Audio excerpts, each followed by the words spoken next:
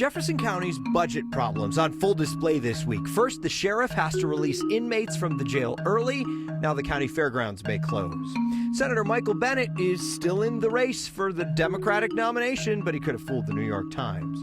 On this Martin Luther King Jr. Day, Denver's streets are a reminder that we still have a long way to go.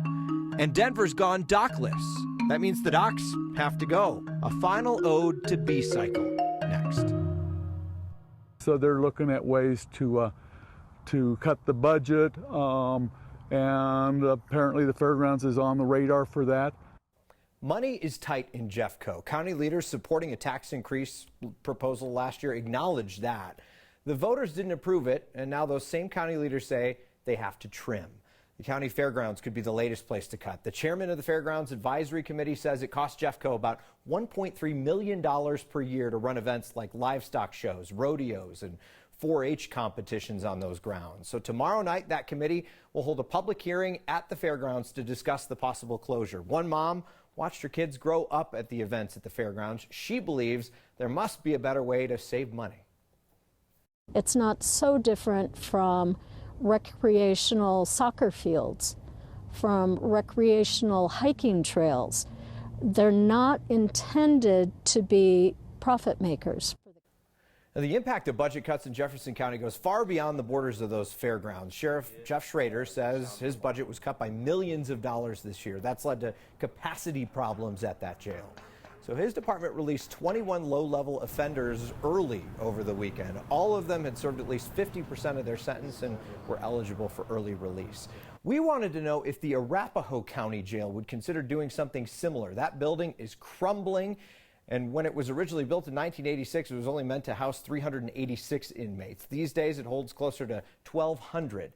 Back in November, 2/3 of voters said no to a property tax increase there. That would have replaced that jail. So is early release an option in Arapahoe County as well? We asked Arapahoe County that question today. They said they didn't have anyone in today who could answer it and would get back to us tomorrow.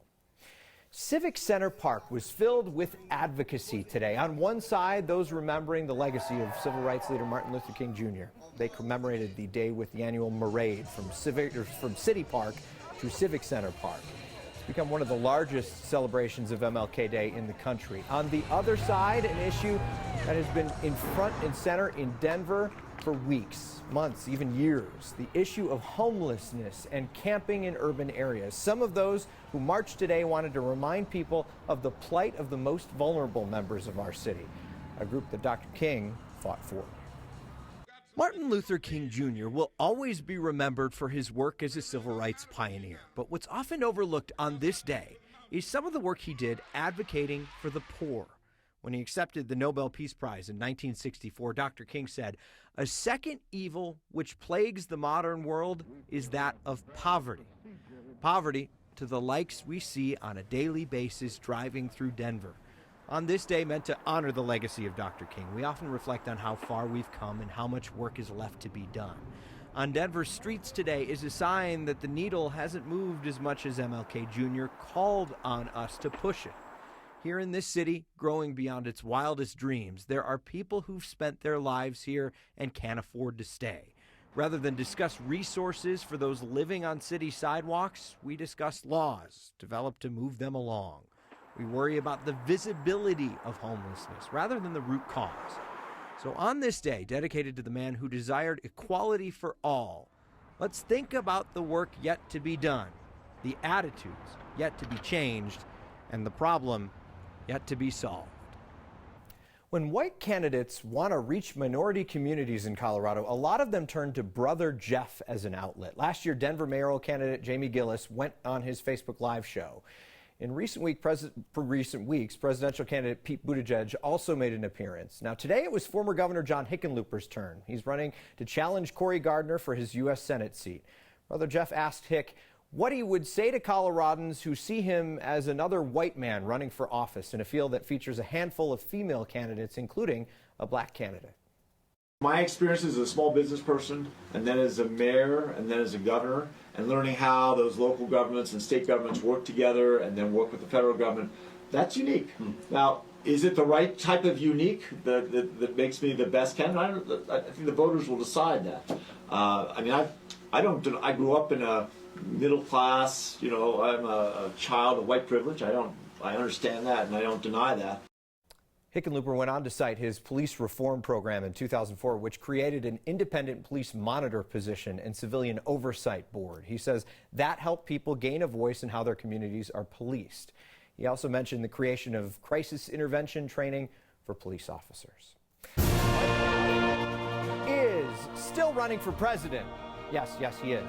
We answered that question. Now, most poll numbers and overall common sense would suggest he doesn't have much of a chance to win the Democratic nomination. But regardless, he is still, at the moment, a candidate and should be treated as such. But the New York Times has apparently written the senator from Colorado off, while the esteemed national publication has been getting ripped for not being able to actually endorse one Democratic candidate. It shows both Amy Klobuchar and Elizabeth Warren as the two best candidates. It should also be catching some grief for a little snippet in the middle of the article where it lists some of the politicians who threw their hat in the ring and never got more than a passing glance from voters. Now, it lists candidates who've dropped out, like Cory Booker and Kamala Harris. But it also lists two names whose hats are still in the proverbial ring, Michael Bennet and Deval Patrick.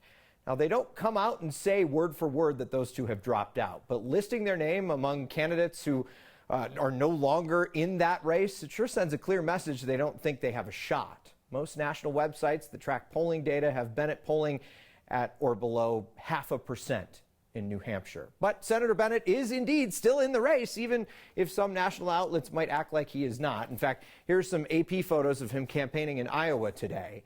Senator Bennett's brother, James, by the way, in charge of the New York Times opinion section. Going to be an awkward family conversation. So you know when lawmakers tend to not stick their necks out?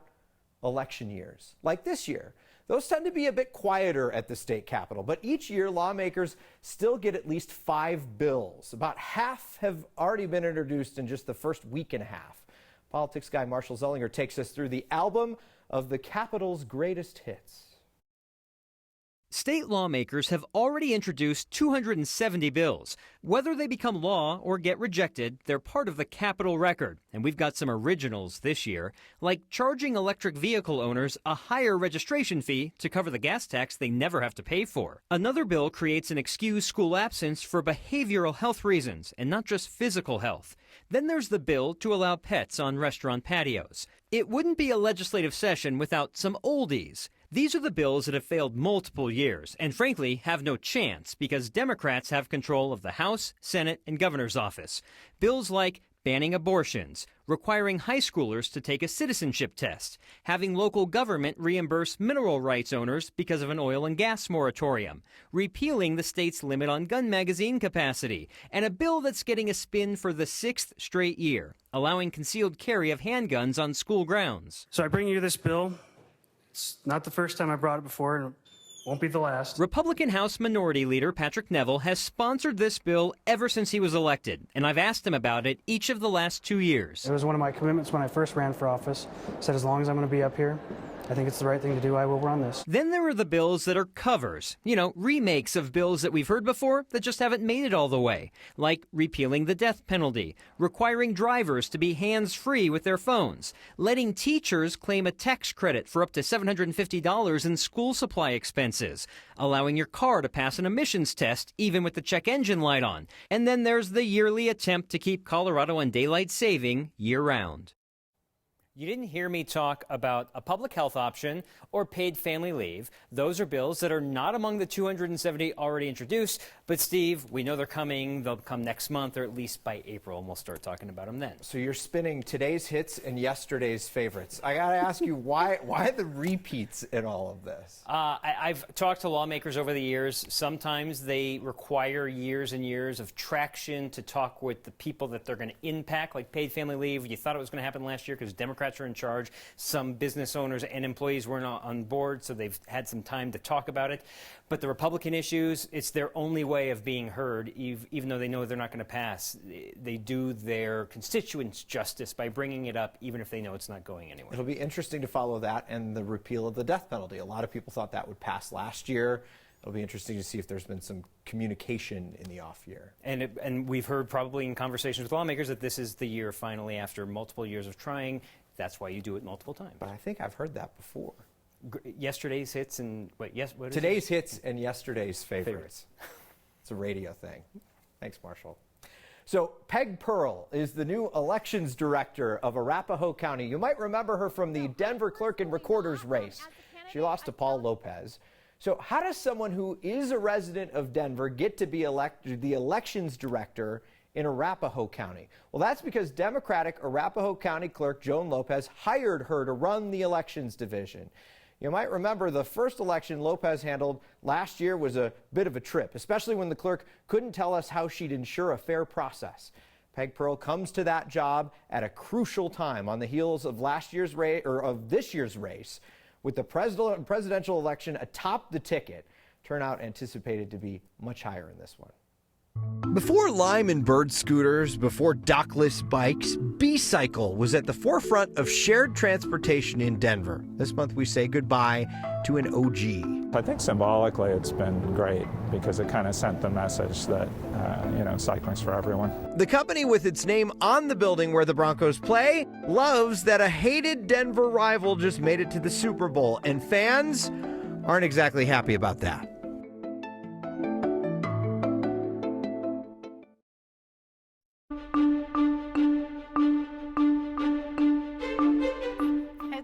Working with Steve, he's like right over the wall talking to me about Christmas presents. Glad you like the hockey socks. Yes, we have a nice evening in Denver. The high and mid-level clouds will be something we'll be dealing with again tomorrow. But in spite of the cloud cover, look at this. In January, 52 degrees. I think we'll take that. We do have a storm system that's approaching the Pacific Northwest, and there's some cold air with it. But it looks like the mountains will benefit the most from this incoming storm. We've got this high cirrus shield coming in, and there's a second low pressure area to the south. Now, the southern mountains will see accumulating snow, as will the northern mountains, with these two systems rolling in, but it's almost like they skip right over Denver and then redevelop out in Nebraska and Kansas. So we're cloudy and dry without a lot of wind tonight. Snow ramping up in the high country tomorrow, but not enough that we have winter weather or travel advisories posted. Mostly cloudy, 29 tonight. Tomorrow, mix of clouds and sun, high of 50. 20% chance we'll see a snow shower Wednesday night, but I wouldn't count on that.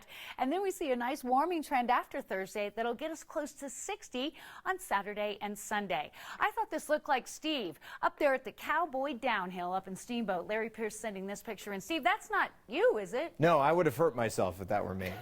That would not happen. Thank you, Kathy. All right. And thank you for the socks. Yeah, they are really lucky. Empower's team is going to the Super Bowl. No, not the team whose home stadium is in Denver called Empower Field at Mile High, but one of the other teams it sponsors. Several of you have sent us the tweet from the retirement company yesterday, which congratulates the Kansas City Chiefs on going to the Super Bowl with the hashtag #ProudPartner. Broncos fans were quick to respond with angry tweets about how the company sponsors Mile High Stadium, and some suggested that perhaps it is time to retire that sponsorship if they're going to be celebrating a win by one of Denver's hated rivals. But as some of you will recall from stories we've done before, the company, which is based in Greenwood Village, also has inked sponsorship deals with the Chiefs and the Patriots. And as Marshall has pointed out before, Empower's logo even looks like it's a continuation of the Patriot head. So while the fans may not like it, Empower is well within its rights to keep on celebrating Chiefs and Patriot victories. Judging by how well the Chiefs have been playing this year, they will have a lot to celebrate for years to come unless Drew Lock and the Broncos do something about it. A 25-year career came to an end today. We look back on some of the highlights and pitfalls during Dave Genova's time as RTD's CEO. Speaking of goodbyes, an ode to Denver B-Cycle from the people who will miss the program even if they didn't really ever use it.